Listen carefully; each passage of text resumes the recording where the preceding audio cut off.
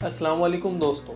तो आज हम बात करने वाले हैं तकरीबन 4500 साल पहले 26 सेंचुरी बीसी में बने एक ऐसे अजूबे की जो कि 27 साल के अरसे के दौरान तमीर हुआ और जो 4500 साल के बाद भी आज के दिन के लोगों को भी हैरान करके रख देता है, जिसका नाम है the great pyramid of Giza. तकरीबन 4500 सालों तक ये इंसानों की बनाई सबसे ऊंची इमारत थी।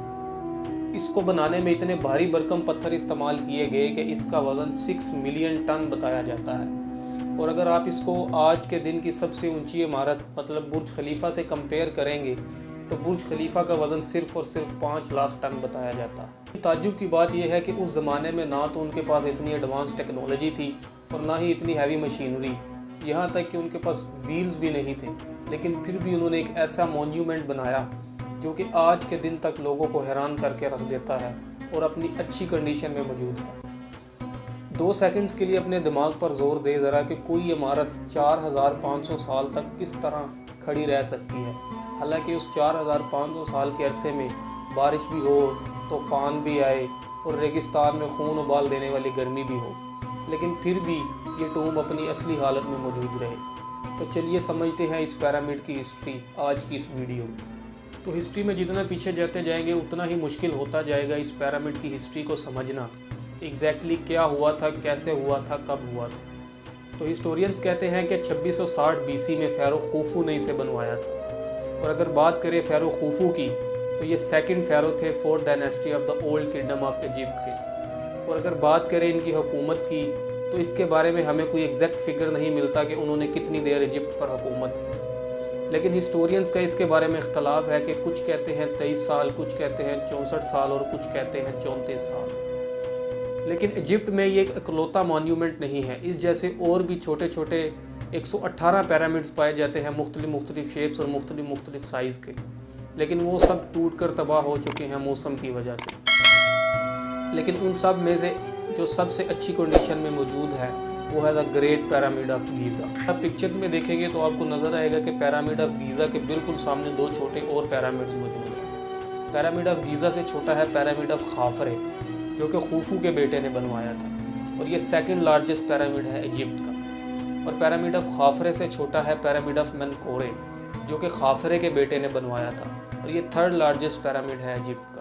लेकिन इन सब में से जो सबसे अच्छी कंडीशन में मौजूद है वो है पिरामिड ऑफ गीज़ा। सवाल ये पैदा होता है कि इजिप्शियन लोग ये पिरामिड्स बनवाते क्यों थे। असल में दोस्तों इजिप्शियन लोग ये पिरामिड्स टूम के तौर पर इस्तेमाल करते थे, यानी मकबरे के तौर पर। असल में उनका ये मानना था कि मरने के बाद हमें दोबारा ज़िंदा किया जाता है और खुदा के सामने पेश किया जाता है, और जो नेक काम करते हैं वो हमेशा के लिए ज़िंदा रहते हैं इन्हीं पिरामिड्स के अंदर।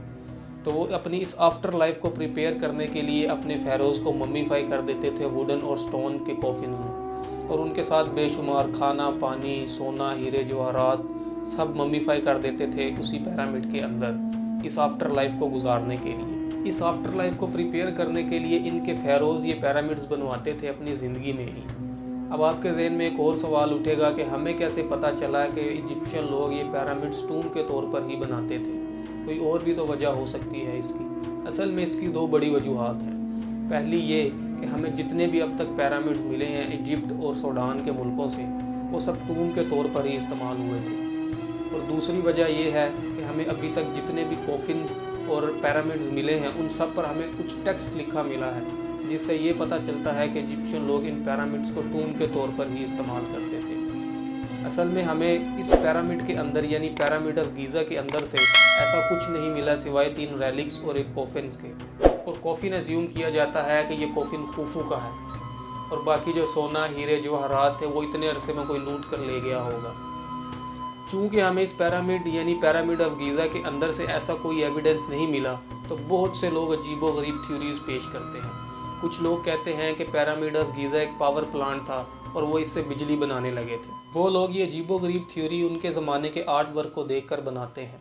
अब ये आर्ट वर्क देखें ज़रा उनका। कुछ लोग कहते हैं कि उन्होंने बल्ब बनाया था। अच्छा, अगर उन्होंने बल्ब बनाया ही था या वो इस पावर प्लांट से बिजली बनाना ही लगे थे तो हमें अभी तक ऐसा एविडेंस क्यों नहीं मिला। असल में ये कंस्पिरेसी थ्योरीज उस वक्त बनती हैं जब हमारे पास किसी चीज़ को लेकर कोई ठोस सबूत ना हो, तो इसलिए हम अपने से ही थ्योरीज पेश करना शुरू कर देते हैं। दूसरी थ्योरी पेश करते हैं बेन कॉर्सन, जो कि एक अमेरिकन पॉलिटिशियन थे। वो कहते हैं कि ये पिरामिड जीसस क्राइस्ट के फादर ने बनवाया था। और कुछ लोग कहते हैं कि ये पिरामिड अनाज स्टोर करने के लिए इस्तेमाल होते थे। लेकिन आज के हिस्टोरियन का इत्तफाक है, वो कहते हैं कि ये पिरामिड्स टूम के तौर पर ही इस्तेमाल किए जाते थे। अब सबसे बड़ा सवाल ये आता है कि इन पिरामिड्स को बनाया कैसे गया। हालांकि इन पिरामिड्स के एक पत्थर का वज़न 2.5 टन से लेकर 80 टन तक बताया जाता है। कैसे उन्होंने इतनी तरतीब के साथ एक पत्थर को दूसरे पत्थर के ऊपर रखा, इसको लेकर भी मुख्तलिफ़ किस्म की थ्योरीज़ पेश की जाती हैं। 5th सेंचुरी BC में एक हिस्टोरियन थे हेरोडोटस। वो सबसे पहले ये थ्योरी पेश करते हैं। वो कहते हैं कि इन पिरामिड्स को बनाने के लिए स्लेव लेबर का इस्तेमाल किया गया था। जैसा आपने कई मूवीज़ में भी देखा होगा कि बादशाह किसी भी बड़ी चीज़ को बनाने के लिए स्लेव लेबर का इस्तेमाल करता है। ऐसा कुछ भी नहीं है दोस्तों। जो भी लेबर इन पिरामिड्स को बनाने के लिए लगाई गई थी वो हाईली स्किल्ड लेबर थी, और वो शहरों में रहते थे और एक आम इजिप्शियन सिटीज़न से ज़्यादा खाना भी खाते थे, और उन्हें अपनी कम्युनिटी से सपोर्ट भी मिलती थी। मतलब अगर कोई किसान खेती बाड़ी नहीं करता था तो वो आकर इनकी हेल्प करता था। अब बात करते हैं कंस्ट्रक्शन मटेरियल की। तकरीबन 5.5 million ton limestone, 8000 ton granite और 5 लाख टन मोर्टार का इस्तेमाल किया गया। लाइमस्टोन के पत्थर तूरा से और ग्रेनाइट के पत्थर असवान से मंगवाए गए, नील नदी के रास्ते कश्ती के ज़रिए। लाइमस्टोन के पत्थरों को तोड़ने के लिए कॉपर से बने हथियारों का इस्तेमाल किया जाता था, और ग्रेनाइट के पत्थरों को तोड़ने के लिए डोलेराइट का इस्तेमाल किया जाता था। पत्थरों को तोड़ने का तरीका बहुत ही यूनिक था इनका। ये पत्थरों के अंदर से होल्स को ढूंढते थे और वुड से बने वेजिस को उनके अंदर ठोंक देते थे, और ऊपर से थोड़ा सा पानी डालते थे। पानी डालने की वजह से वेजिस एक्सपेंड हो जाते थे और पत्थर टूट जाता था। अब आपके जहन में एक और सवाल पैदा होगा कि ये पत्थरों को एक दूसरे के ऊपर रखते कैसे थे। 2014 में एक थ्योरी पेश की गई जिसकी बेस ये तस्वीर है। इस तस्वीर में आप देख सकते हैं कि कुछ लोग मिलकर एक बड़े से स्टैचू को खींच रहे हैं, और इस तस्वीर में आप ये भी देख सकते हैं कि एक आदमी स्टैचू के सामने पानी गिरा रहा है। शुरू में आर्कियोलॉजिस्ट को लगा कि ये कोई इनका त्यौहार हो रहा होगा, लेकिन जब फिजिसिस्ट डैनियल बोन ने थ्योरी पेश की कि रेत में अगर सर्टेन अमाउंट पानी हो तो चीज़ों को घसीटना आसान हो जाता है। अब आपके जहन में ये सवाल आएगा कि चीज़ों को घसीटना तो आसान हो जाता है, लेकिन एक दूसरे के ऊपर कैसे रखा होगा। एक थ्योरी पेश की जाती है 2014 में जोसेफ वेस्ट की तरफ से। वो कहते हैं कि इन्होंने एक बड़ा सा स्लोप बनाया होगा और उसके दोनों साइड पर बड़ी बड़ी लकड़ियाँ गाड़ दी होंगी और रस्सियों के ज़रिए पत्थरों को खींचा होगा, कुछ इस तरह जिस तरह आप आर्ट वर्क में देख सकते हैं। लेकिन ये आज के दिन तक बड़ी मिस्ट्री है। ऐसा मुमकिन ही नहीं कि 20,000 लोग 27 साल के अरसे में इतना बड़ा मोन्यूमेंट तैयार कर सकें। ये आज के दिन तक सबसे बड़ी मिस्ट्री है। ये थ्योरी सुनने में तो ठीक लगती हैं, लेकिन ये अच्छे तरीके से एक्सप्लेन नहीं करती। कंस्ट्रक्शन को छोड़कर अगर इनके डिज़ाइन की बात की जाए तो ये pyramids north, east, west, south में एग्जैक्ट पॉइंट करते हैं। अब इनके बारे में भी एक बहुत ही अजीबोगरीब थ्योरीज पेश की जाती हैं।